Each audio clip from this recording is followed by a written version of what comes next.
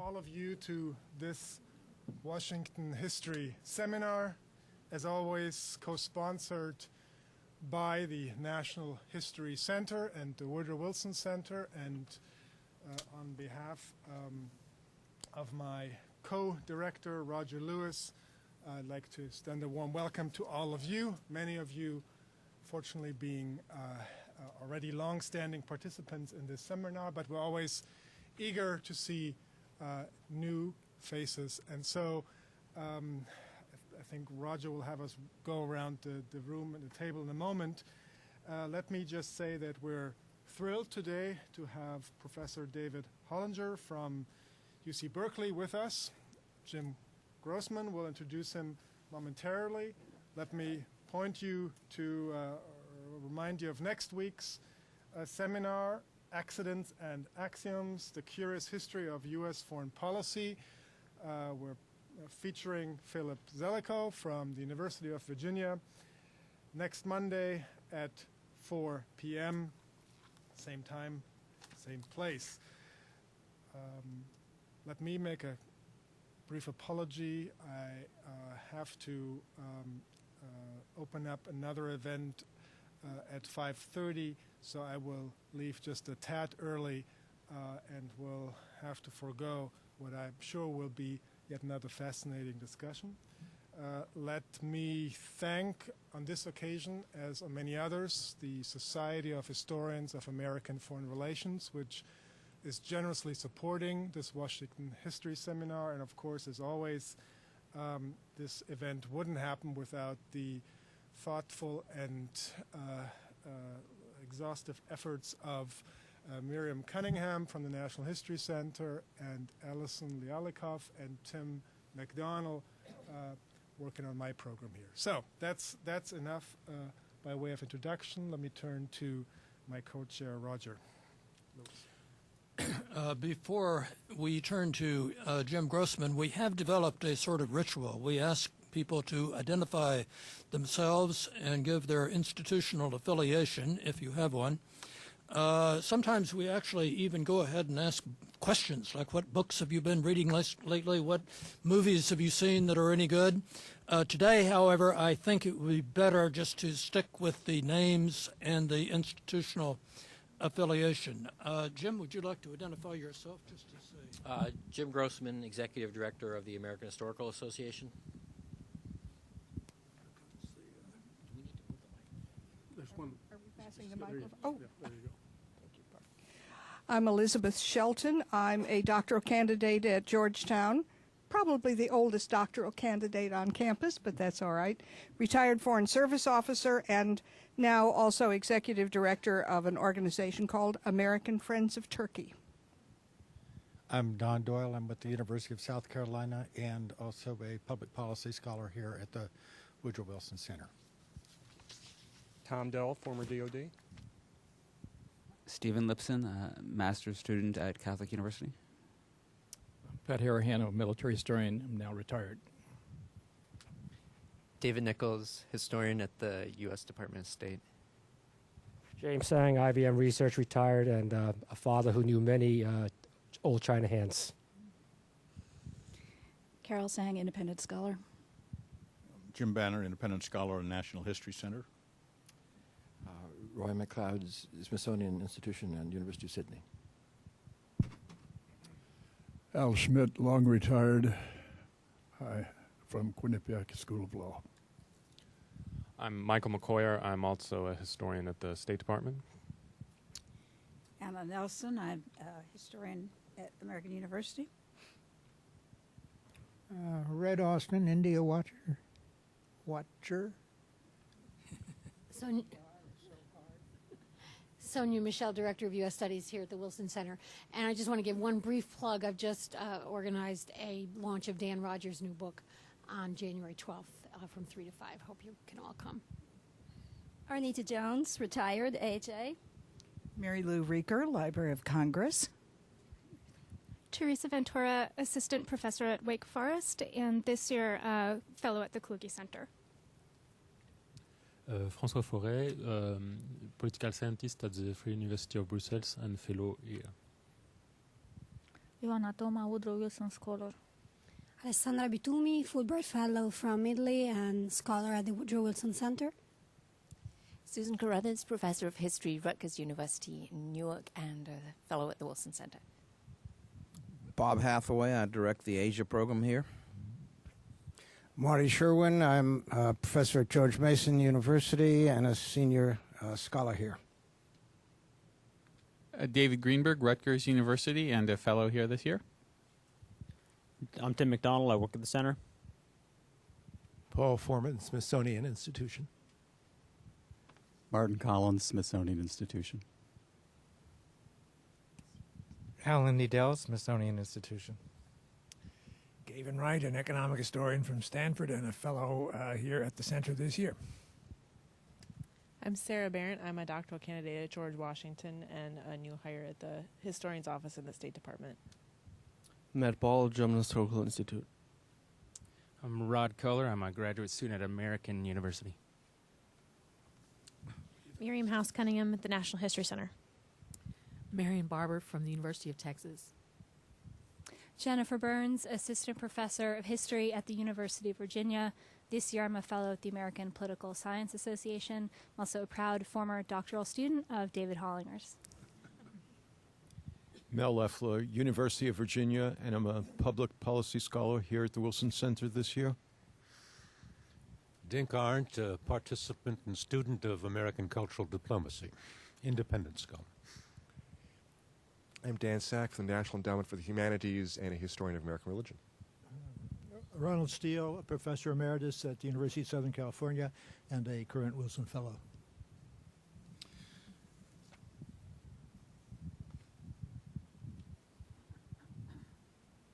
Jim Grossman is the executive director of the AHA, and he is going to introduce our speaker. It's a great pleasure for me to introduce my colleague from the Organization of American Historians Board. We serve together, David Hollinger. David is the Preston Hotchkiss Professor of American History and the Department Chair at the University of California, Berkeley. With my AHA hat, I always look first to see what service people do to the profession. And David's CV actually does not he has done so much for this profession that he actually doesn't list it. It simply says miscellaneous committees of the American Historical Association, the OAH, and History of Science Society. And that's how you know someone has done what he's supposed to be doing for this profession. David is the author of 5 books, the editor or co-editor of 2 more. 4 of those books that he's authored are still in print, which is not a bad record for any scholar. He's been elected to all of the honorary things that historians want to be elected to. I don't have time to name them all. He's received all the fellowships that we apply for. I don't have time to name those either. And he's given enough named lectureships to go horse doing it, and I'm not going to name those either. The best way to get a sense, I think, of not only David's work, but David's engagement with public culture, which is a lot of what we are here for in this seminar, is the titles of the recent papers that he's written, all of which are available electronically, by the way. If you get to David's webpage at Berkeley, you can get links to these. Being really good versus being really public. Is this our choice? Obama, the instability of color lines and the promise of a post-ethnic future. Separation anxiety, rethinking diversity. From identity to solidarity. The one-drop rule and the one-hate rule. Jesus Matters in the USA. Damned for God's Glory, William James and the Scientific Vindication of Protestant Culture. That's a review, actually. And Amalgamation and Hypodescent, the question of ethno-racial mixture in the history of the United States. So this gives you, I think, a sense of what David has been thinking about lately, the extent to which he engages with public policy, with public culture.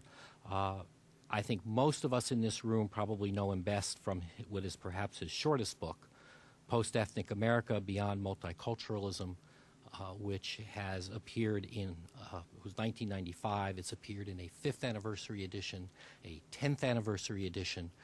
David has written a new postscript for each of those, and for those of you who haven't read it, I would describe that as something you must read if you're going to have any sense of what those issues are. So it's a special treat, I think, for all of us to be able to discuss with David what he is wrestling with right now. That's a very generous introduction, Jim. I really appreciate that, and I appreciate the opportunity to present my current research to this particular seminar, which is increasingly known throughout the United States, at least as a very prominent and important place to discuss what you're doing and get responses from a great variety of people. Indeed, I think this is the most institutionally diverse audience that I've ever had an opportunity to address about a research project of my own. Since Jim was kind enough to mention my post-ethnic book, I might say parenthetically that it was while working on that book and the history of multiculturalism that I began to realize that the missionaries and their associates were the closest thing to an Anglo-Protestant equivalent to the cosmopolitan Jewish intellectuals on which I'd written several books through the years. And so after writing that book, this idea percolated along for a while, and then the last few years I've been able to actually apply myself to this, and what I'll be talking about today is an overview of the book that I expect to write, and I'm describing a number of different thematic parts of this. The mission's boomerang has come back to smite the imperialism of white nations as well as to confound the churches, wrote Buell G. Gallagher in a book of 1946, Color and Conscience, The Irrepressible Conflict. The missionary enterprise had been so certain of the superiority of its faith, of the superiority of Western culture, and of the divine destiny of the white man to rule the world, that the men and women who supported and staffed the enterprise did not expect to have the practices and policies of their own culture challenged by the indigenous peoples to whom the missionaries were sent. But the gospel of inclusive brotherhood, the notion of a single species-wide solidarity, turned out to be a boomerang. The gospel, in the form of sharpened egalitarian claims and charges of prejudice, flew back at those who had thrown it across Asia, Africa, and the islands of the Seven Seas. When the boomerang hit home, according to Gallagher, it dealt a smart blow to inequalities at home, and it raised doubts about the wisdom and morality of the missionary enterprise itself. The missionaries, for all their cultural imperialism and arrogant paternalism, associated themselves with egalitarian ideals, the inevitable logic of which, Gallagher explained, drove them to side with the anti-imperialist thrust of colonial peoples.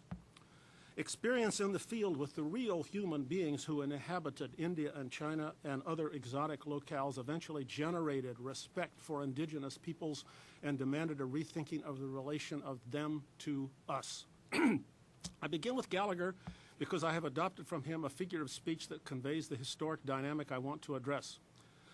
The American Protestant Foreign Missionary Project produced a deprovincializing effect on the United States in the 20th century. That missionary project called back upon its designers and supporters a set of ideas about foreign peoples very different from the ideas that had launched the project in the 19th century and that continued to inspire its support by millions of rank-and-file churchgoers well into the 20th. The experience of foreign missions in the long run yielded relatively generous dispositions toward the varieties of humankind. This experience prompted initiatives to diminish the mistreatment of people of non-European ancestry within American borders as well as beyond. An enterprise formidably propelled by ethnocentrism and cultural imperialism and often linked closely with imperialism of the military, diplomatic, and economic varieties generated, dialectically, a profound counter-reaction among many missionaries themselves and especially among their children. This profound counter-reaction also embraced highly educated Protestants like Gallagher, who had no personal missionary connection, but whose assessment of Christianity and of the United States depended heavily on the reports and recommendations of the missionaries.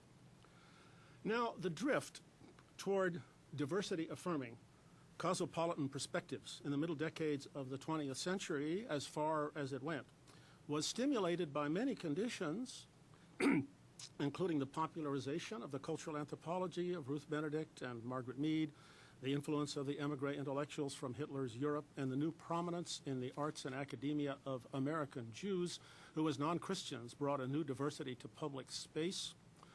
But one source of this trend, rarely taken into account, is the missionary project.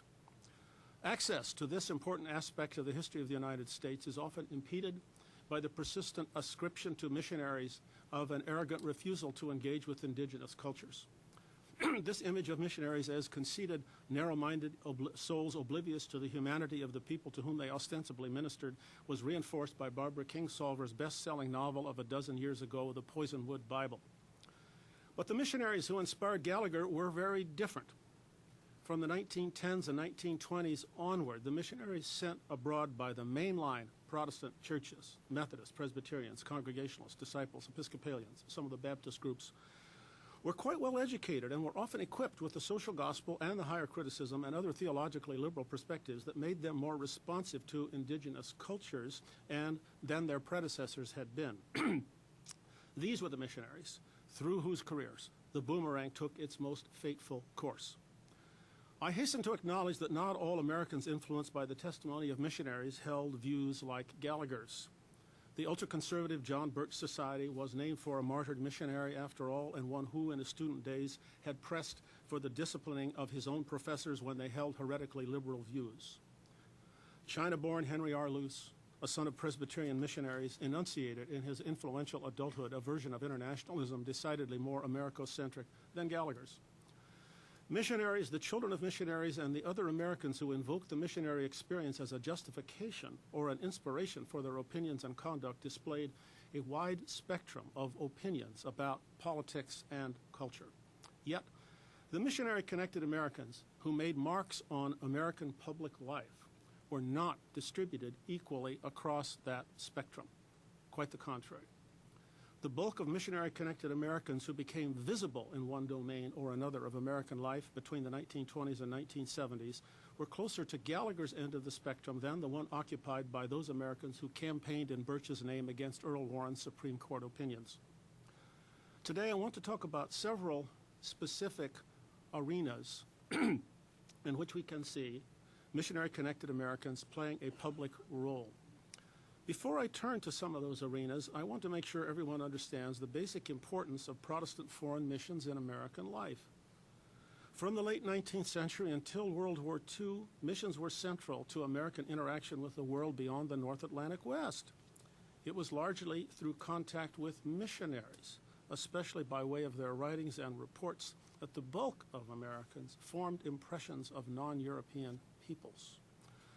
Newspaper correspondents, travel writers, the National Geographic magazine, World's Fairs, and the public representations of diplomats and businessmen also contributed to these impressions.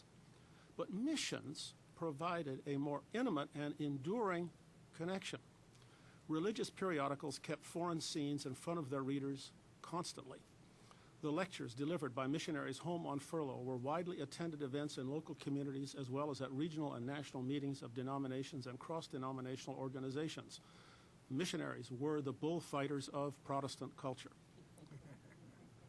Local churches often financed particular missionary families and personally corresponded with them over the course of decades.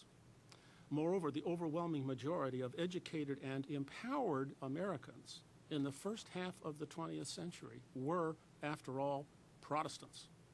What went on in Protestant circles often had national significance, and as much as 90% of the annual budget of some denominations in the 1920s went to foreign missions. During and after World War II, when the government of the United States and innumerable private parties took a much more active interest in the affairs of Asia, Africa, and Latin America, American ignorance about those parts of the world became perceived as problematic. In this context, missionary-connected Americans had something to offer that few others did. Former missionaries and many of their children were fluent in foreign languages and were familiar with the basic history and culture of one country after another that was suddenly of strategic importance to the United States in the setting of the Cold War and of the decline of the old European empires. These men and women constituted a distinctive and substantial pool of professionals and proto-professionals equipped to answer newly recognized needs of government agencies, universities, foundations, and the media. Missionary-connected Americans were already active in many domains prior to World War II, but that war and its aftermath suddenly expanded the market for their skills. Hence, the impact of the missionary project on American life actually increased during the mid-century decades, exactly the same years during which the relative role of contemporary missions in the American interaction with the non-European world decreased on account of the rise of other modes of interaction and the simultaneous decline of actual missions in the face of withering self-critique offered by liberal Protestants such as Gallagher, beyond whose individual case I will move as soon as I tell you just a bit more about him. Gallagher's Color and Conscience was published by Harper and Row 2 years after that house delivered Gunnar Myrdal's American Dilemma in 1944. But unlike Myrdal and most of the other voices we now remember from that historical moment, Gallagher nested the anti-black racism of white Americans in a global context, argued that European imperialism and Jim Crow were part of the same evil, and credited the Protestant missionary experience with having better enabled Americans to recognize the iniquity of both domestic racism and foreign imperialism. At a time when liberal anti-racists were slow to demand that government power be mobilized against racism, and often contented themselves with moral suasion and the invoking of abstract principles, Gallagher called for legislation and court action against the Jim Crow system. He even ran for Congress and almost won. In an era when the issue of miscegenation was usually avoided by advocates of racial integration, Gallagher insisted that there was no sound basis for restrictions on interracial marriage, and he reminded his readers of the extent of race mixing that had already taken place but was conventionally denied through the deeply racist one-drop rule. In a milieu in which most liberals represented the American race problem as peculiarly Southern, Gallagher condemned it in every region of the country and provided copious examples of its ordinance. Moreover, writing as a Congregationalist professor of Christian ethics at Berkeley's Pacific School of Religion, Gallagher declared that his own vaunted Protestant tribe was being put to shame by the greater anti-racist commitment of the most extremely secular of all of the groups in the country, the Communist Party of the United States. The Christian church has not produced an ethical attack on color caste which approaches the vigor and virility of the attack launched by the American communists. Color and Conscience was informed not only by the latest cultural anthropology of Ruth Benedict, but also by the contemporary work of black intellectuals. Gallagher thanked Alan Locke personally for his advice, and he respectfully and repeatedly quoted W.E.B. Du Bois. But the whole of Color and Conscience, Gallagher explained, is nothing but an elaboration on the critique of Western ethnocentrism enunciated at a missionary-saturated ecumenical conference he attended at Oxford in 1937. Gallagher was deeply affected by the writings of missionaries and the personal testimony they offered at one church conclave after another. The one person Gallagher thanked for a critical reading of his entire manuscript was a man named Galen Fisher, whom Gallagher does not identify, but I looked the guy up and found that Fisher had spent 20 years as a YMCA missionary to Japan, and during the war had organized and led the movement to protest the internment of Japanese Americans. The defense of Americans of Japanese ancestry against internment is one of the several arenas in which missionary-connected Americans like Fisher were demographically overrepresented in the extreme. Fisher is described by today's best historian of the opposition to internment, Robert Schaefer, as the most important organizer nationally on behalf of Japanese Americans. Fisher's organization, the Committee for National Security and Fair Play, linked religious, academic, and secular liberal opposition, managing alliances between the Society of Friends and the American Civil Liberties Union, the two most prominent organizations in the struggle. Fisher, along with UC Berkeley's Jewish provost, Monroe Deutsch, the most prominent of California's secular defenders of the Japanese Americans, testified before the Congressional Committee that held hearings on the issue in San Francisco. That committee also held hearings in Portland, where the only voice raised against internment was that of a woman who had recently returned from 25 years as a Presbyterian missionary in Asia.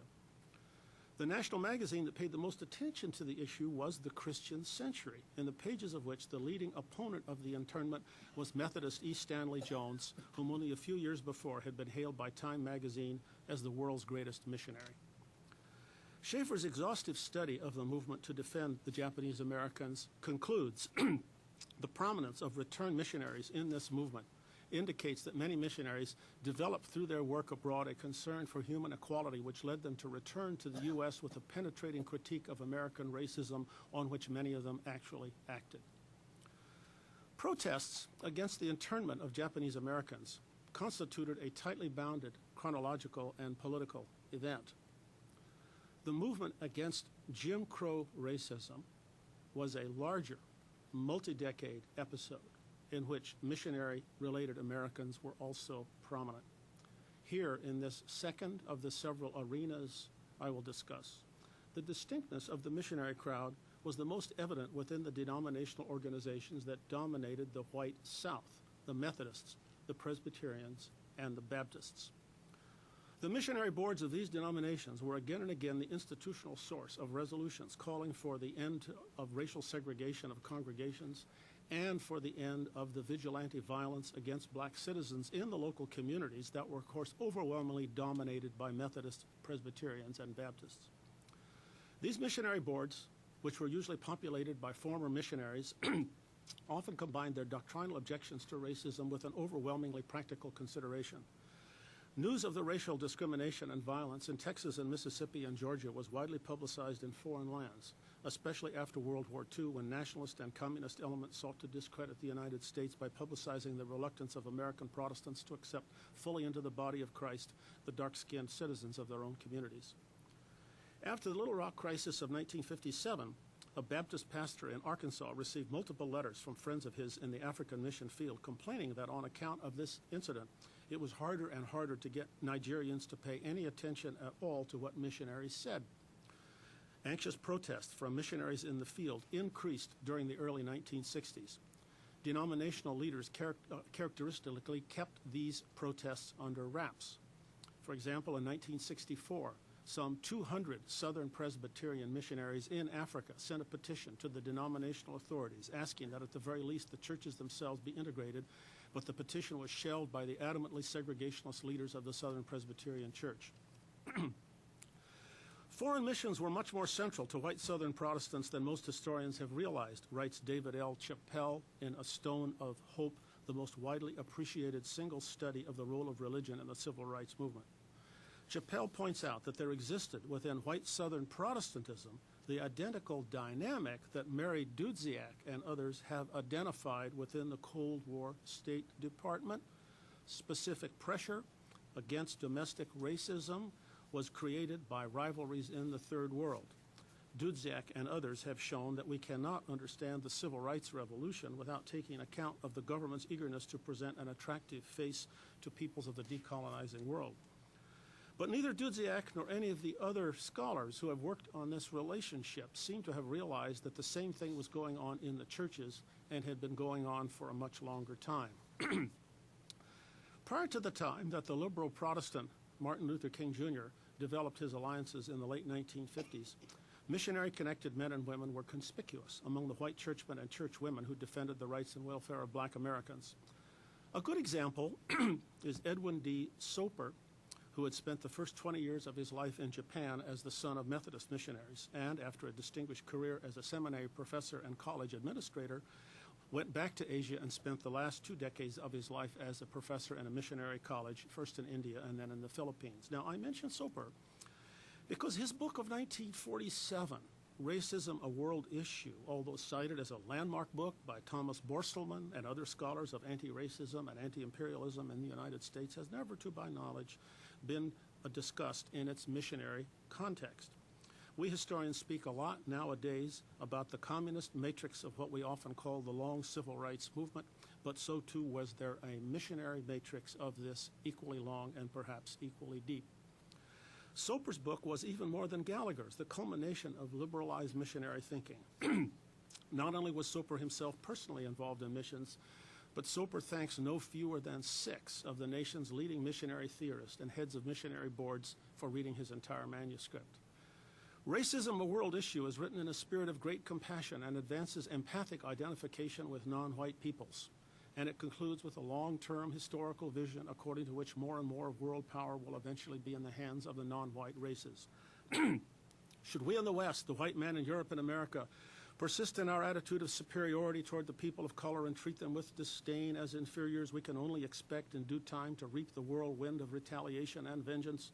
No power in the world can prevent the colored races, the people of Asia and Africa, from uniting because of common grievance against centuries of domination by the white man and ending that domination by the use of the violence that we have used against them.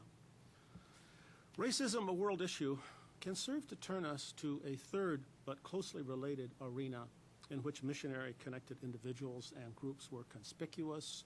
This is the discourse of anti-colonialism and anti-imperialism as such, apart from any connection to Jim Crow in the United States.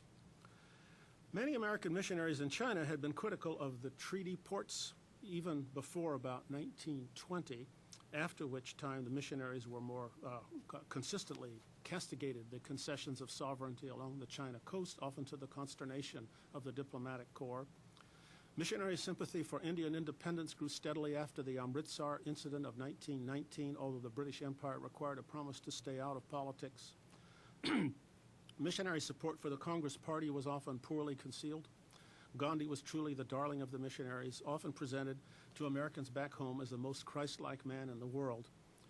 The legendary E. Stanley Jones, whom I mentioned earlier in relation to the internment of the Japanese Americans, was periodically delayed in his returns to India because of his close personal friendship with Gandhi and the Congress Party. I might mention parenthetically that Jones is forgotten today, but he was such a big deal in those days that in the summer of 1941 he had the brass to offer his services as a mediator to Hirohito and Roosevelt personally. The most important summit meeting of liberal Protestant leaders ever held from 1620 to the present, a conclave of 1942 called by the Federal Council of Churches to outline a Christian plan for the post-war world, denounced imperialism and colonialism explicitly and at length, and demanded the freeing of all colonial peoples from the European masters. This three-day summit meeting of 400 top Protestants was infused with missionary influence, featured the leaders of all the major missionary societies, and was chaired by the eminent Presbyterian layman and internationalist John Foster Dulles. Dulles, a grandson of missionaries, was, prior to his conversion to sweeping anti-communism at the end of World War II, a vigorous and loquacious critic of European colonialism and an ally, believe it or not, of Vice President Henry Wallace, who, like Dulles, was enlisted by the Federal Council of Churches as a regular speaker in their conferences exploring world government. Soper was not as famous as Wallace or Dulles, but he's a convenient point of entry not only to this anti-colonial, anti-imperialist discourse, but also to a fourth arena, which I will take up very briefly. This is the debate over missions, and more specifically, the movement to critically revise the missionary project itself in directions that repudiate ethnocentrism. The big point here is that missionaries in the field and the missionary boards they influenced were the prime movers of two massive and portentous reforms in the character of the missionary project. Both of these reforms were opposed, sometimes vehemently, by the majority of rank-and-file Protestants. One reform was caught in the title of a book Soper wrote in 1943, A Philosophy of the World Christian Mission. This book was the most cogent articulation of the belief that the very concept of foreign missions violated Christian universalism and should be replaced by the concept of world mission. The indigenous Christians in India and China and Japan, in this view, should be full and equal partners with Americans and Europeans in the missionary endeavor. This reform turned out to be an unintentional key step in the phasing out of the missionary project as long conceived and executed. By the 1950s and 1960s, fewer and fewer of the people in the pews were willing to give money for a project that was no longer explicitly designed to make foreigners more like the good folks in Dallas and Des Moines. The second reform missionaries generated was the change from preaching to service. That is, the change in emphasis from seeking converts to seeking to implant an infrastructure of schools, hospitals, colleges, and technical apparati that would help local populations to modernize. This second reform, from preaching to service, was, like the first, grounded in the growing respect for indigenous peoples that missionaries in the field registered increasingly. Both of these changes in the character of missions were worked out within the classic tensions of cosmopolitanism and provincialism. The missionaries and their elite supporters in the seminaries and on the mission board struggled against rank-and-file Presbyterians and Methodists who thought that the liberal elite was turning away from the faith as once delivered to the saints. We did not send you to China to come back here to Indiana and tell us how interesting the Chinese are. A fifth arena I want to touch on briefly is also particular to Protestantism. This is the ecumenical movement that produced the Federal Council of Churches, then the National Council of Churches, and the World Council of Churches, and that called forth in ferocious opposition the deeply anti-liberal National Association of Evangelicals, which dominates today's news about religion and politics in the United States. The big point about the ecumenical movement is that it was massively driven by the missionary experience. Missionaries in the field found it a challenge to convince residents of Syria or Ceylon or Korea that they should become Missouri-Synod Lutherans rather than Wisconsin-Synod Lutherans, or German Reformed Christians rather than Dutch Reformed Christians, or Northern as opposed to Southern Presbyterians.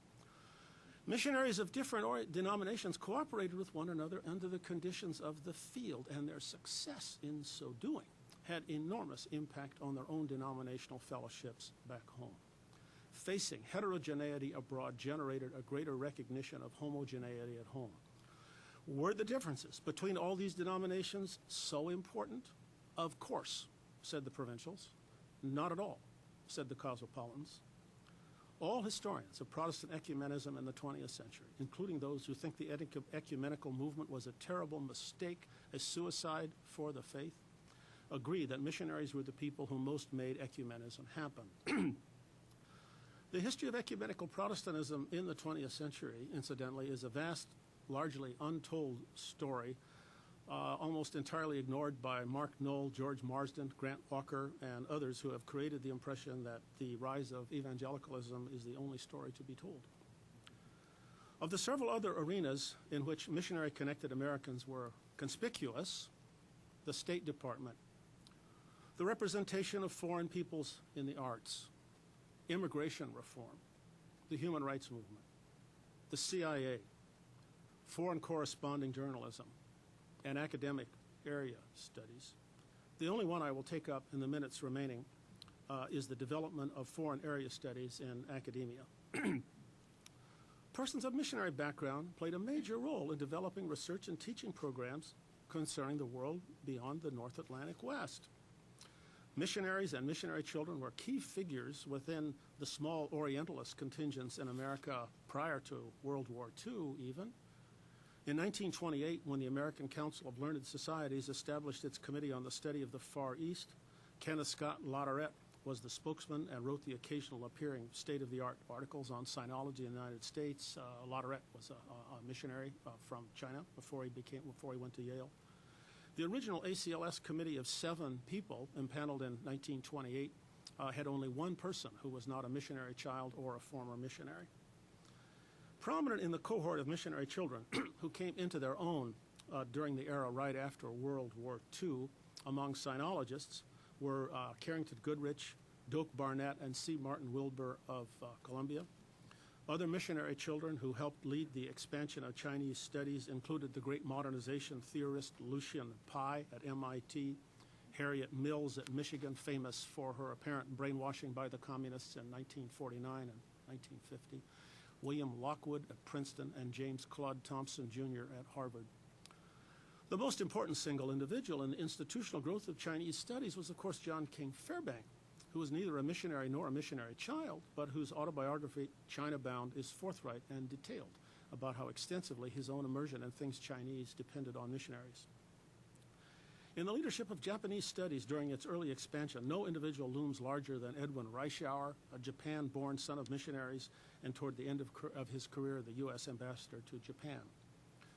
Andrew Barchet has recently published a compelling article on the history of Japanese studies in the United States, documenting the importance of Reischauer and his chief critic, E.H. Norman, who was also a missionary child. So 2 missionary children with antithetical views about the history of Japan dominated the field of Japanese history for many years.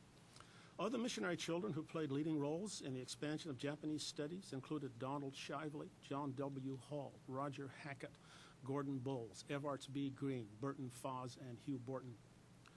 Missionary-connected Americans were not quite so heavily overrepresented demographically in the scholars who developed the South Asian field. Yet the central figure, W. Norman Brown of the University of Pennsylvania, was a missionary child and was no less important to the development of South Asian studies than Reischauer was to Japanese studies.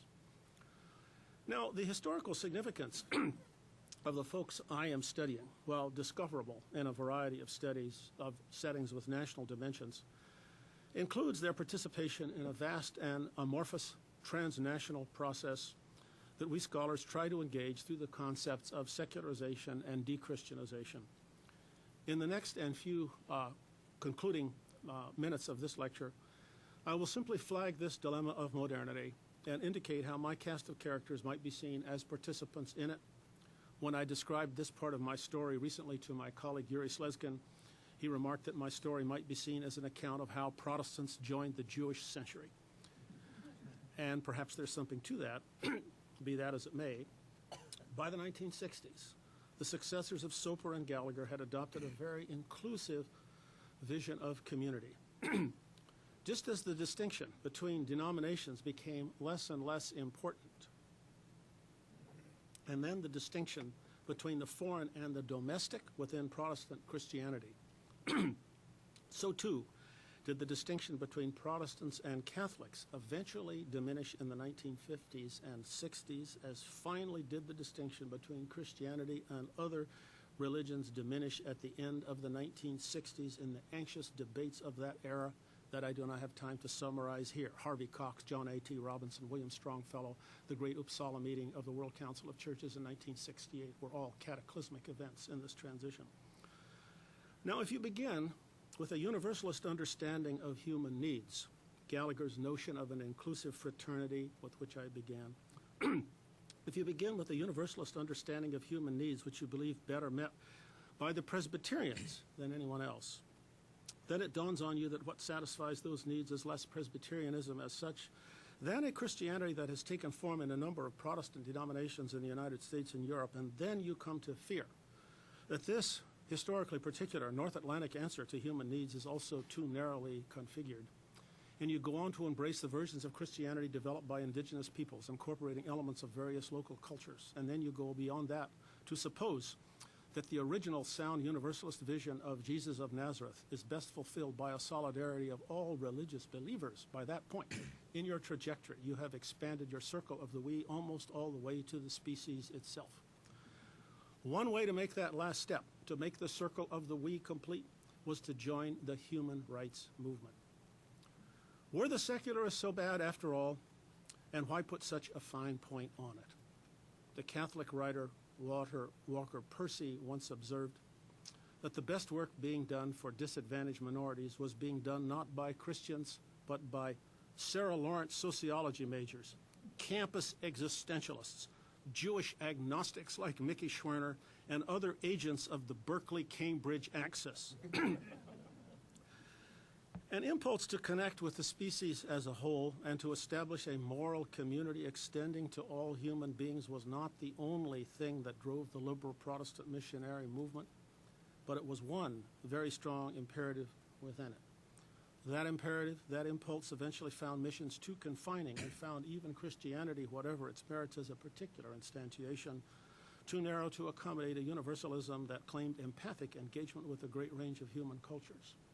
The concept of human rights was almost perfectly suited to deal with the dilemma of liberal Protestants whose efforts to define the human universal through the Christian particular had proved ever more challenging in the face of a more genuine appreciation for diversity. The missionary project adopted a thinner and thinner conception of Christianity while using Christianity as a container for a vision of what it meant to be human. But the project found itself riding in a vehicle, Christianity, that could not meet the demands the liberal Protestants placed upon it. The missionary endeavor lacked the division of labor the human rights movement offered. The liberal Protestants asked Christianity to be thin enough to serve as a stand-in for a species-wide we and thick enough to distinguish between Christians and non-Christians. The human rights movement promised relief from this tension. The movement frankly offered the thinness of humanity itself as its ideological frame. The Christian, non-Christian line did not have an analog in the human rights movement, except perhaps in relation to the animal rights movement. It was the species, not the community of faith, that had become the frankly acknowledged, theoretically vindicated solidarity. The human rights movement represented for the liberal Protestant tradition, the secularization at long last of the universalism of Galatians 3:28, in Christ there is no east or west, etc., and of the second chapter of Acts, when all the diverse tribes endowed with cloven tongues of fire heard each other as if speaking in their tribe's own language. So the liberal Protestant missionary project transformed itself virtually out of existence as it tried to use Christianity as the answer to the question of what a species-wide solidarity would look like. In the meantime, American foreign missions were continued, and with a vengeance, by Protestants who were not liberals and who feared liberalism as a slippery slope to secularism. There are more American Protestant missionaries abroad today than at any time in history. These conservatives remain convinced that the versions of Christianity rejected by the liberals as too narrow were quite good enough for the world. The conservative denominations are proud of having avoided the liberal drift toward generality, and they claim more and more of American Protestantism as their own.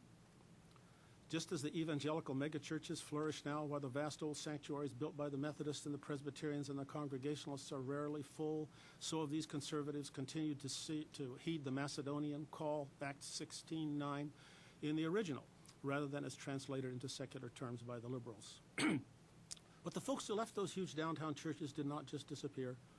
They and their children and grandchildren are formidable parts of the United States today, visible in sites other than the church. Sociologists like Demarath and Chavez have even been claiming recently that the liberal Protestants won the country while losing the church. And when it comes to success and failure in dealing with the challenge of foreign missions, one could even argue that the liberal Protestants succeeded in critically engaging at least some contradictions in the missionary endeavor that their evangelical successors have been slow to confront. The liberal Protestants of the mid-century decades subjected themselves to a self-interrogation that their evangelical rivals have scarcely begun. Now, the scholarship on the history of American religion, which is the larger context in which the history of Protestant missions is usually written, is much affected by a Christian survivalist bias that focuses on how a given initiative or behavior has advanced or retarded the fortunes of Christianity itself. But if we emancipate ourselves from a preoccupation with what is good for Christianity, the picture can look quite different. Liberal Protestantism in the United States in the first 2 decades of the 20th century can be seen as a means by which many persons of Protestant origins negotiated challenges that they, given their social circumstances, were simply not prepared to confront in a secular context. Liberal Protestantism then was a mechanism by which a lot of people got from one place to another, including in some places to a post-Protestant orientation. The idea of liberal Protestantism as a halfway house, as a stepping stone to modernity, even as a slippery slope out of Christianity, is problematic only if one looks at 20th century history as a Christian survivalist. Now, that's most of what I want to say, but surely the last word should go to Gallagher, one of the liberal Protestants who tried the hardest to discover his universalist duty in a multitudinous world and to act upon it, and who was among the most severe in challenging his fellow Protestants to apply their egalitarian ideals to the human species as a whole. Insofar as Gallagher is remembered at all today, it is for his role as an academic administrator in the crisis over open admissions at the City College of New York in 1969. By then, Gallagher had long since departed from Berkeley and was serving as the president of CCNY, a post he resigned in that year amid disputes with his board of trustees, who found him too sympathetic with the largely African-American and Puerto Rican demonstrators who were pushing for a more radical transformation in CCNY's structure and functions. That Gallagher should have a place in history for his steadfast advocacy of open admissions and for having been crushed by the conflict over its specific dimensions and implementation, and he was truly destroyed by that conflict, is appropriate for a man who produced in Color and Conscience one of the toughest and most searching anti-racist treatises written by any white person at any time in American history prior to the 1960s. Yes, there was John Birch. Yes, there was Henry Luce. But so too there was Buell Gallagher. It's too bad he did not live to see Barack Obama. He would have understood. Now that concludes my remarks. I'll respond as best I can to any comments or questions that anyone may have. Thank you.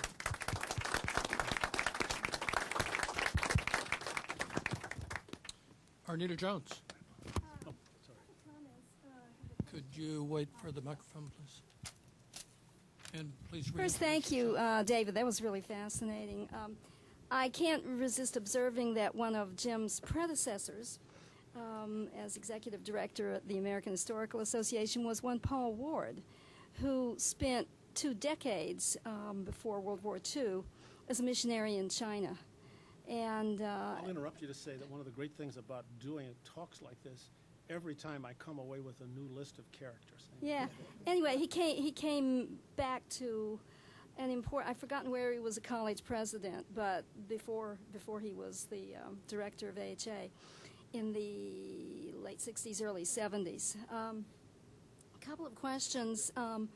One, was there any counterpart, particularly in the Anglican Church in England, to what you're describing? And the second is, do foundations play a role? Were these people infiltrating foundations as well as government and other areas? The Anglicans did have a version of this, and the ecumenical movement, as led by these American Protestants, went hand in hand with the most liberal of the Anglican groups.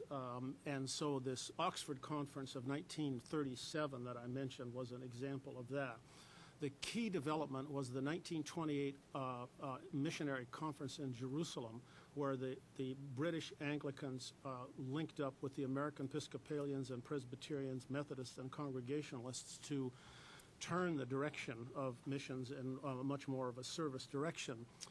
There were several of the Anglican laymen that would tour the United States and lecture on these things. So now within England, they did not have remotely the effect that they had in the United States. I haven't studied the English cases carefully, but I've read a little bit about it and talked to some people who've done that. So the similar dynamic is there, but it's not nearly as profound. And one of the reasons for that is that the American missionaries are much more detached from the imperial project, whereas the Anglican missionaries have to tussle with their own relation to the empire in ways that the Americans do not. This is particularly a profound conflict in India, where the Anglican missionaries really have to stay very close to the imperial authorities. There are exceptions to that, whereas the Americans are very far out. There were some of the Methodists who were actually recalled by the Methodist Missionary Board in 1940 because they began publishing articles challenging the British government to grant independence to India in response for their opposition to the Japanese. This was a very radical thing to do at that time. So that's something none of the Anglicans were remotely capable of that kind of activity in 1940 in India. What was the second question? The foundations, yeah. The foundations, Rockefeller, Raymond Fosdick, the key program officer in Rockefeller, was the brother of a lifetime missionary, a woman who spent her entire life as a missionary in China, fed back all sorts of stuff. There were many missionaries and former missionaries that funneled their influence into the Rockefeller Foundation, and it was reciprocal. And the missionaries supported a series of medical schools in China and Southeast Asia in particular, many of which still actually exist. And what would happen is that they would send somebody abroad to run this missionary enterprise, this missionary medical school, and then these guys would come back and insult John D. Rockefeller Jr. for being such a jerk and for being such a racist and not understanding things. So the dynamic that I've talked about went forward within the Rockefeller Foundation. There were other foundations that really developed out of relief activities out of World War I. So a number of the Near Eastern missionaries moved from the churches into aid foundations, so secular forms of this, so that there's no question that the foundation interaction, especially with East and South Asia, had a very strong missionary matrix. I did want to point out that there is a parallel with the anti-apartheid movement, but a big difference as well, because apartheid was in South Africa, Jim Crow was here at home. Yes.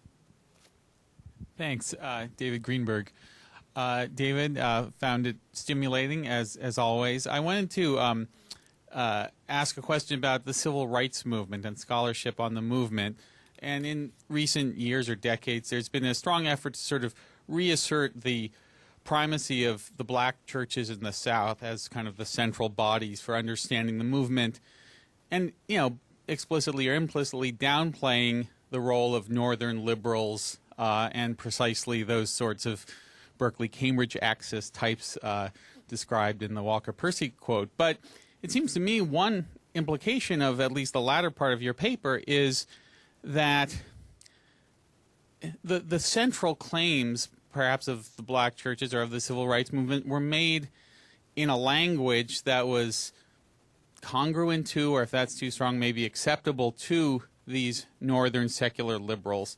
And in a way, it sounds to me like you are offering an argument for, in essence, the priority of that secular liberalism in undergirding what drove the civil rights movement. I may be getting it a little wrong, but I guess the question is, what does this do to our understanding of the role of the churches versus the role of secular liberals in the civil rights movement? I think that Chappell is correct to say that there are pivotal episodes of the civil rights movement that are incomprehensible without not only the black church, but particular persuasions and styles of religion within it. Where I think Chappell goes too far is in the long polemical introduction to the book, where he blasts everybody except them, as though liberals are always corrupt and ineffective. The view that I think is more viable is one that recognizes many parties to the process. I think one can do this without diminishing the particular prophetic witness of the heroes of Chappell's narrative. And I think the way to go about this, without diminishing at all the role of these black churches, is to frankly acknowledge the liberal Protestant ancestry of much of this. My paper and the arguments that I'm making about the civil rights movement are directed less against specialists in civil rights than specialists in religion. I'll give you an example. Mark Knoll, friend of mine, I have no tensions with him personally, although he and I disagree about some things, has a recent book on God and race, something like the history of religion's role in race in the United States. Well, when you come to the middle decades of the 20th century, the Christian century is not mentioned. That's where the letter from the Birmingham jail was presented, yet we have a lot on Christianity today. And you'd think that Martin Luther King probably went to Fuller instead of Boston University. So the liberal ancestry of the people that I'm talking about here is almost entirely erased. Knoll is carrying out a project of appropriation and effacement. He is appropriating from the liberal Protestants something that he then assigns to the evangelical Protestants. Billy Graham is presented as an anti-racist, and effacing the liberal Protestants in the process. Billy Graham refused to support civil rights demonstrations all the way through, wouldn't support the 1963 thing. His father-in-law, with whom he co-founded Christianity Today in 1956, carried on an extensive attack on John McKay, the president of Princeton Theological Seminary, for their being soft on communists and for their wanting to recognize Red China. So there's a very important historiographical quarrel among historians of religion, which is not so intense among historians of the civil rights movement. Now, as the historians of the civil rights movement recover the liberal Protestant past, and a good way to do that is through Benjamin Mays and several other thinkers that get very little shrift, actually. I mean, I think that Jackie Hall and Glenda Gilmore and the people who work on the communist matrix of this can be brought around on this. It's just a matter of discovering more stuff. They haven't tuned into this, but it's all there. So I don't see myself in any contention with the mainstream civil rights scholarship, but I am in contention with the mainstream evangelical scholarship. Jim Grossman and then Mel Leffler. I think you are in contention with the civil rights scholarship because I think you are in contention with the civil rights scholarship because I think you're going to find it harder to bring the people who have emphasized the labor origins of the civil rights movement around to your religious origins. Perhaps I'm too generous toward or you're too optimistic, or you're too optimistic about your ability to convince. Maybe. All right, my question has to do with your conceptual framework. I think you're arguing that it's the experience of being a missionary that in part creates what people bring back. in terms of what you describe as coming afterwards for these missionaries, and especially the children of missionaries. It's obviously the experience. If that's the case, then what happens with that generation of missionaries that goes off beginning in the 1960s and 70s, which are the evangelicals? Why wouldn't the conservative missionaries, the evangelicals, the born-agains who are spreading around the world in the last 3 decades of the 20th century, why wouldn't the experience of being a missionary transform them? Two things. First, with regard to the priority of experience in the field for my cast of characters, that is indeed a large part of the argument. But given more space to amplify things and qualify things, I will want to argue that certain people going abroad are more likely to have this reaction than others, and that theology is a very large part of it. And that the people who go out under a YMCA auspices with a social gospel background and knowing something about the higher criticism react very differently than the premillennial dispensationalists. If you study the reactions of the premillennial dispensationalists to foreign peoples, it's very different than the response of the liberals. It's also important to note that if you go abroad with a fundamentalist view as opposed to a liberal view of Scripture, the results are very different. The children of the fundamentalist missionaries usually become either fundamentalists themselves or village atheists of the Christopher Hitchens variety. The children of the liberal Protestants very often go back and forth with a variety of things. I'll give you an example. I interviewed the late, before he died, Bob Goheen, who will be known to many of you here, a great missionary child from India. And we're going on, and I say, well, now, Bob, what about this religion stuff yourself? Does that continue to be something important to you? And he paused for a moment. He says, faith, prayer, I don't have a problem with that. So, whereas a lot of other people are really invested in this, not Bob Goheen.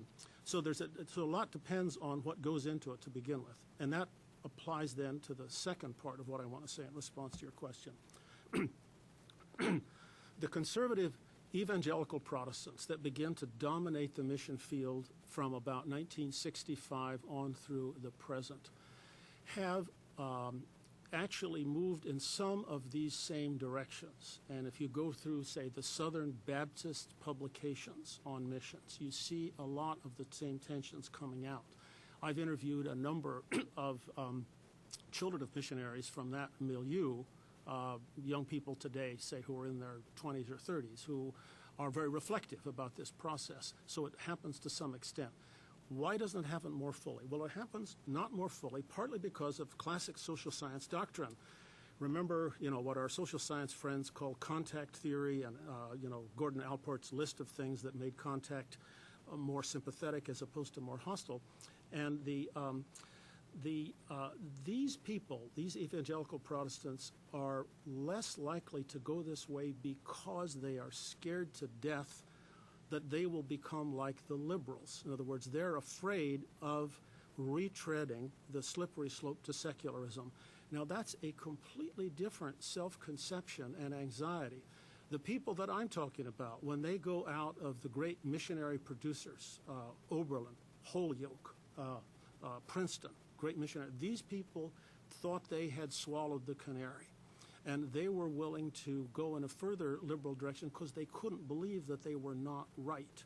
And you find this in these ecumenical conferences that I'm describing from the 1940s and 1950s. There is a complacency about the world which is simply astounding to read today.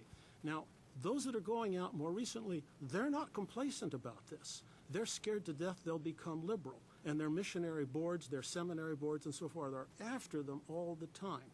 Sure, there was a fundamentalist modernist contact among the classical denominations during the 20s and 30s, but the liberals had so much going for them now. What happens now in these conservative groups is that the only way to be a liberal is to leave. That wasn't the case with the Presbyterians and the Methodists in the 1920s and 30s. So I think that the future is contingent. Whether or not these young people, these missionary children, will be able to fight this battle and retain their faith is an open question. some of them are following the same old path going into Amnesty International. So you're an optimist on two levels. Could be, but maybe I should be talked out of it on all levels. Mel Leffler, then Barry Lou, and then Sonia Michelle. Roger, I've been trying to be Mel Leffler for years, but I've never succeeded. But I've been anointed, and this is terrific. Marty Sherwin. That was a compliment. All diplomatic historians look alike. Right.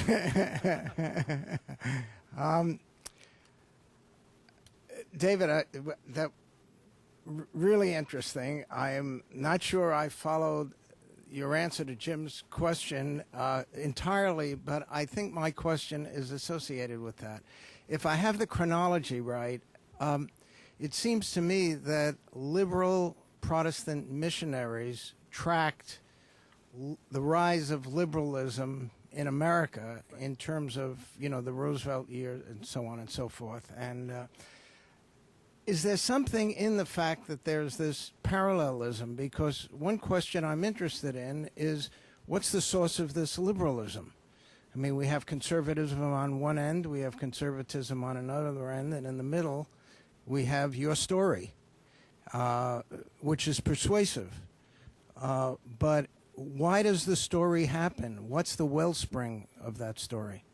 These people, actually, the liberal Protestants that I'm talking about that support, lead, and are influenced by the missionary project are more often than not Republicans. But the style of Republicans that they are is represented by John Foster Dulles before his conversion in 1945 and 1946. And it's a republicanism that was a very big part of the social gospel, so that there was a style of liberalism that was not as closely identified with the Democratic Party as we think of it as in more recent times.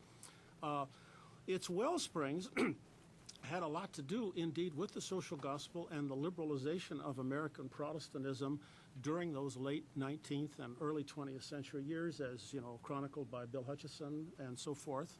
And you have this strong egalitarian stuff. I mean, these people are quoting Galatians to one another all the time, and they really are universalists. So if you think that you have swallowed the spiritual canary and that you can convert the whole world in a generation, which is what they thought when they did the big Edinburgh Missionary Conference of 1910, the watchword was that they would convert the whole world within a generation. Now, that kind of confidence went along, though, with fairly liberal theology. And that's what's counterintuitive today, but it came out of the triumphs of evangelicalism in the 19th century and gradually liberalizes as these people learn about the higher criticism and as they're confronting the social conflicts of the late 19th century. So the classic social gospel stuff drives these people.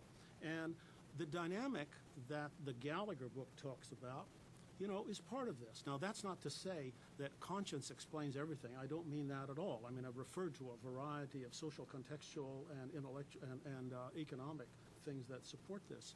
But the people who go into the YMCA missions in the 1920s, for example, are very often, they bought entirely into the idea of service. So they're looking for a way to serve. But given their cultural orientation, they don't have much access to a secular way to service. It's hard to realize now that almost everybody was a Protestant in 1920, anybody who went to Princeton or Holyoke or had institutional power. So it all comes out of that. I think you're actually right where my question. Thank you. I wanted to ask you something about even how we define then the term secularism, if it's theology that is motivating people who are these liberals essentially to move into these more social-minded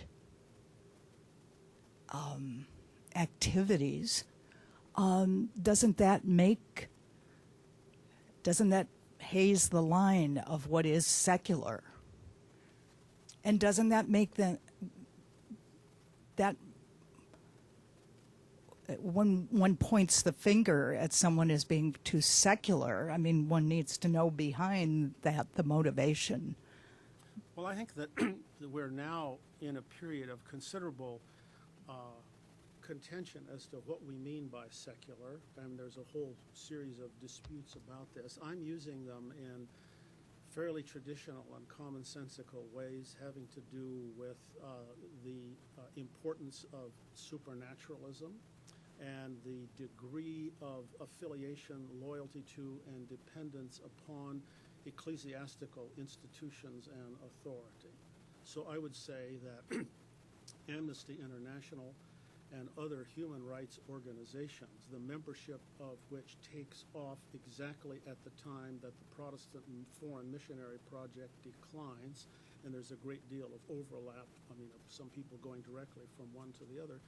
I'm saying that's secular. Amnesty International is not something that is connected with the church institution, whereas all these other things, I mean, these missionary boards, these are church-related institutions, and they take their justification from theological language, and they're quoting scripture right and left.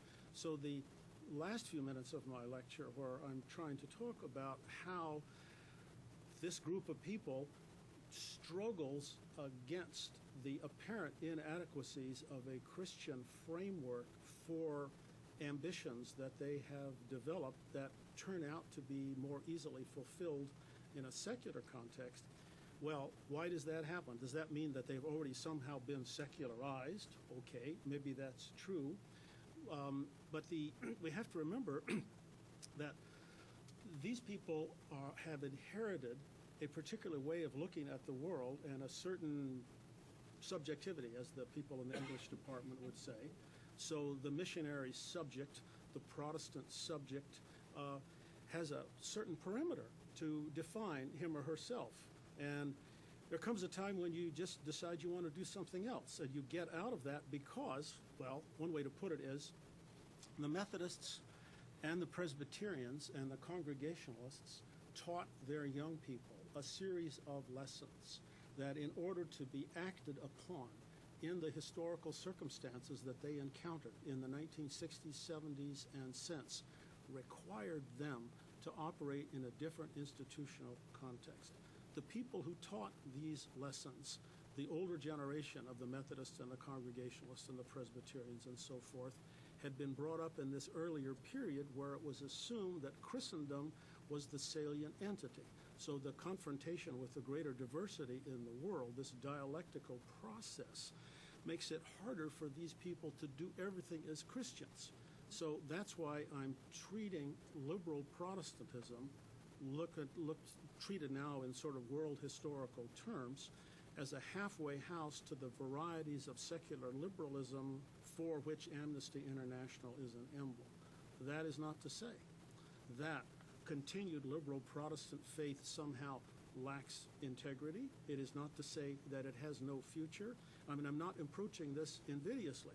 I'm just saying that if we emancipate ourselves from the Christian survivalist bias, we're able to recognize a variety of things that actually happen and a series of dynamics that are otherwise obscured. Yeah, I didn't hear it. Right. Okay, good. Right. Sonia. Yeah, three quick questions. One, David Greenberg's question made me wonder, and your mention of Benjamin Mays made me wonder what role African Americans played in all of this, and was that part of what led to this greater sort of decline in the attempt to convert people or to impose Western civilization on them. Second question, your comment about Protestants looking for a place to serve or a way to serve makes me wonder about how many of the missionaries were women, because women, of course, especially in the early 20th century, you know, after college what syndrome, after they got a degree, there were not that many career opportunities open to them. So to what extent do you think was this driven by women who were looking for some kind of opportunity? And finally, what, your last response, did the Emmanuel movement and the shift toward pastoral counseling and the sort of emphasis on individual self-actualization and all that sort of thing, did that play any role in all of this? I'll take the last one first. It certainly did. I mean, these liberal Protestants in the progressive era, a lot of interaction with the Emmanuel movement. I mean, if one were doing a whole history of religious liberalism in the United States, you'd pay a lot of attention to the Emmanuel movement, so you're dead on about that. Concerning African Americans, the The big denominations, the AME and AME Zion, and some of the sort of the Methodist subgroups that were segregated at that time, were very much incorporated in this institutionally. But there was not an awful lot of face-to-face interaction, and the black churches did have their own missions in Africa, and that's a fascinating story in itself. But the numbers are small, and the impact on the United States as a whole was small. So that's an important dynamic within the African American communities of the United States. The people that I'm talking about are overwhelmingly white, although the small number of black leaders that become visible in it, like Channing Tobias, Howard Thurman, Benjamin Mays, and I forget the guy who was the fellow named Haynes, I think, the Federal Council of Church, George Haynes, from the Federal Council.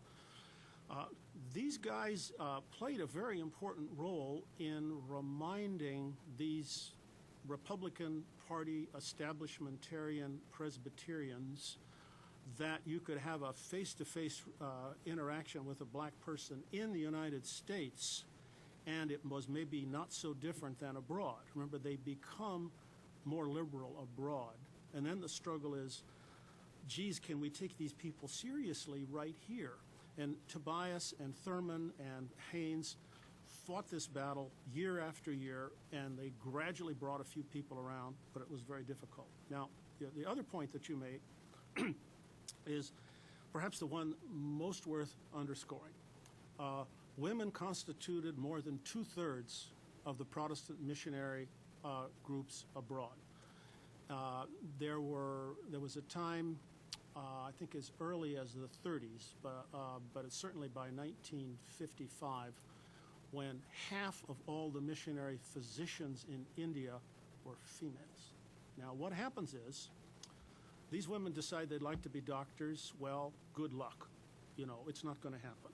So the missionary field is a great opportunity for this to happen, and it applies in many ways. And many of them become quite prominent institutionally. Now, there's a glass ceiling. I mean, it's the men that run all of these institutions by and large, but a number of women rose to a very high position. Now, the rapport between the women at home and the women missionaries is a vast part of women's history that I've been trying to persuade Nancy Cott and Linda Kerberer and my other friends to take more seriously. I've been trying to get Linda even to put Pearl Buck in her anthology.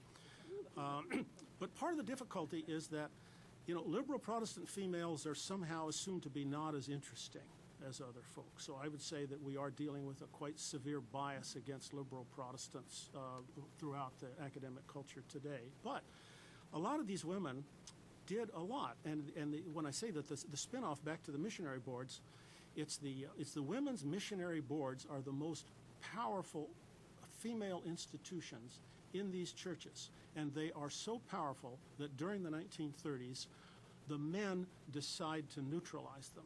And the way they do that is that they take all the missionary boards, and you can follow this in one denomination after another, and subsume them under a gender neutral missionary board. This deprives them of the authority that they once had. This is one of the great struggles within these churches from about the 1930s down to the early 1950s. The women, they very much struggle against this. But look, some of them did really remarkable things. I'll just give one story, an example of it, which it's an example of a story that is not told very much because we don't like liberal Protestants and we don't like the Kuomintang. Okay, this is the woman, this is Minnie Vautrin, who was the president of a women's college in Nanking in December of 1937. Japanese army comes in and there's all this massive rape. She is able to take within the walls of her missionary college 10,000 Chinese women.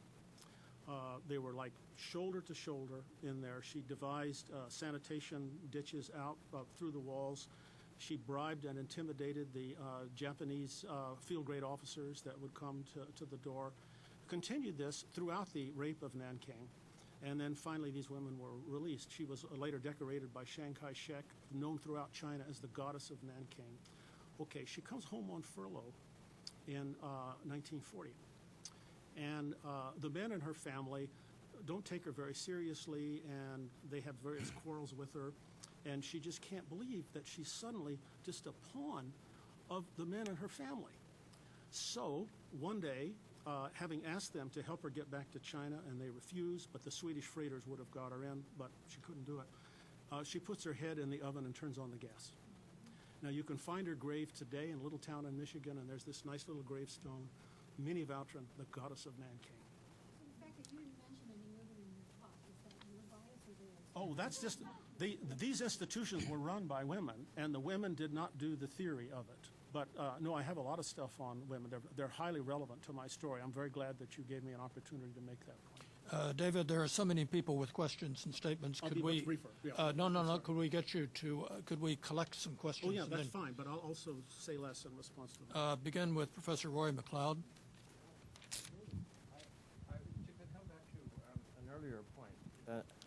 To come back to an earlier point, and I think you've perhaps anticipated the answer to my question. When we see these wasps in the field, broadly speaking, and we see them coming back, infusing area studies, infusing the State Department, the foundations, and the rest, they're anti-imperialist in the field. They're anti-other people's empires. They are projections of the American empire, eventually. Have they anything to say? They become complicit in American foreign policy, eventually, or at least up to a certain point. When is it that they are not complicit in American foreign policy? And to what extent do they simply reflect those larger interests that perhaps are not necessarily they're making? There seems a certain silence about this, and I wonder if I'm mistaking the import. Great question. Yes.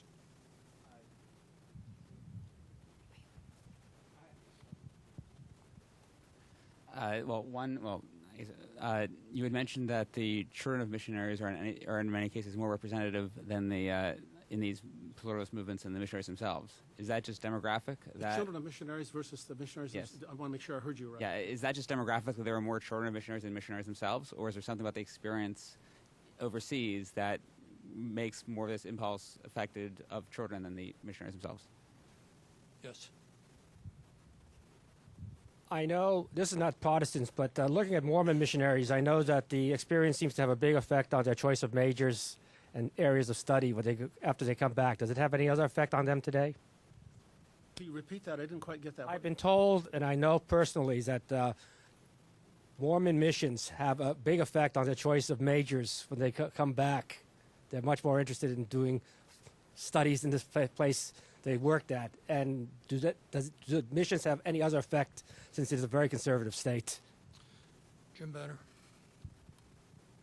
David, I just want to follow up on Anita's question and Sonia's and so on to fill in the blanks. Is there any relevance, do the Catholic missions play any part in your story? And they're not Protestants by definition, but aside from that, I noted their absence from the tale. Yes, very important. Other questions? You have. Can I just say one more, David? This goes to your concluding remarks, and a lot of what you describe in the missionaries dismantling the missionary project echoes for me the scholarship on the higher education elite dismantling the barriers to access to education and setting up a meritocracy, which may in fact lower the power they hold collectively. Would you care to speculate on some type of unified field theory of American WAFs abdicating power in one realm after the other? What can we do with this? Is it just coincidence? Are there the same dynamics? And it's a big question, so any light you can shed on that, I would be interested to hear your perspective. And David, you have 4 minutes to answer all of these questions. I won't try a general field theory of that, although my interest in that question has increased as I've done this work, because I find when I talk with ecumenical leaders, those that are historically aware, they will often express with ambivalence and uncertainty the process. Let me put it this way. They think that the liberal Protestants basically effaced themselves in order to make opportunities for others, minimized their own influence on black civil rights leaders, accomplished a great deal, but followed the old maxim that you can accomplish a great deal in the world if you allow others to give credit for it. Now, the extent to which this is self-deceit, I'm not sure, but I do encounter a lot of this. So I think you've put your finger on an interesting question that I'm not really prepared to do an awful lot with. Catholics, the Catholic missions are a very different operation, and they have a different impact on the culture because they don't have remotely the class position of the Protestants. I mean, we're talking about Princeton types. You know about them. Okay, so that it's very different. And also, they do not generate back children, okay, which is a big thing because and I'll jump then to this other question about children, the demography of it. I began this project assuming it would be exclusively about the children of missionaries on the assumption that they were the people through whom the boomerang was experienced. But the more research that I did, I found that more and more of the missionaries themselves had experienced this transition during their experience during their time in the field. So I expanded the project to include missionaries as well as missionary children. So that's just the way that happened. With regard to the Mormons, what you say is true, but the thing about the Mormons is that they only go for 2 years. And by only going for 2 years, there's not nearly as deep an immersion. Now, I haven't studied a lot of the Mormons, but I've worked on it enough to know that it does make an impact on them. I'm not saying that it doesn't. But the Protestant cases that I'm talking about are whole careers and lives transformed by that experience or by the connection with it. I don't find that much indication amongst the Mormons. I've talked to some of the Mormon scholars about that, but I admit I have more to learn about that. I'm just not seeing much evidence of it. Now, to Roy's question about the American Empire, perhaps the best way to approach this is to make you aware that when this big liberal Protestant conclave occurs in 1942, it's critical of America abroad as well as the European empires, wants the United States to take over these peoples in somehow a less imperialist way. Okay, that's part of this conceit that I'm talking about. But when they reconvene a little over 2 years later, this is another meeting chaired by Dulles himself, they pass a resolution that lists the egregious examples of imperialism in the world. And that includes the Congo, India, so forth, and Japanese-occupied Korea, followed by Puerto Rico. So these are people that are willing to classify Puerto Rico with the Japanese occupation of Korea. Now, I don't want to make too much of that, but it's a sign of a mentality and of a suspicion. And the book by Soper that I quoted, on racism, a world problem. He, like a lot of people, they have a sort of hopeful thing about America. Maybe we're not going to be so bad. But the cautionary tale about one thing that can never happen to us is to be like the Brits. They're saying this all the time. Now, this diminishes, of course, in the process as the Cold War going on in the late 40s and the early 1950s. These people diminish the intensity and scope of that critique. And that brings me to the second and last point that I'll make. The ecumenical Protestants take severe heat from the evangelical Protestants because of their degree of criticism of American imperialism. And they are afraid they're going to lose their constituency. Billy Graham, L. Bell, and Christianity Today, all these people are after them all the time. And the people in the pew read the stuff. They read Dan Polling's Christian Herald, and they read the sort of right-wing evangelical press. And they then face in their own communities the charges that they're too pink. This then leads, and you can trace this in the National Council of Churches resolutions through the 1950s, they pull back. and they don't come out again until a lot later. So it's true that they don't maintain a strong American imperialist all the way. Now, they do come out very heavily in favor of the recognition of Red China at an early point. So there are specific issues. They're very big on pacifist activities. Sane nuclear policy is filled with all of these liberal Protestants. But what happens finally is that the traditional notion of America as a Christian nation and the role and the mission of the United States to take over the world, this then gets embodied much more in the evangelical Protestants and the National Association of Evangelicals, whereas the ecumenists, even though they're sort of more quiet about it, they're actually more anti-imperialist. And if you look at the Vietnam War also, you find that the evangelical Protestants are much more tepid about the war. The ecumenical Protestants are generally really against it. We hope everyone will join us with a glass of wine to continue the discussion. David, we want to thank you for a most stimulating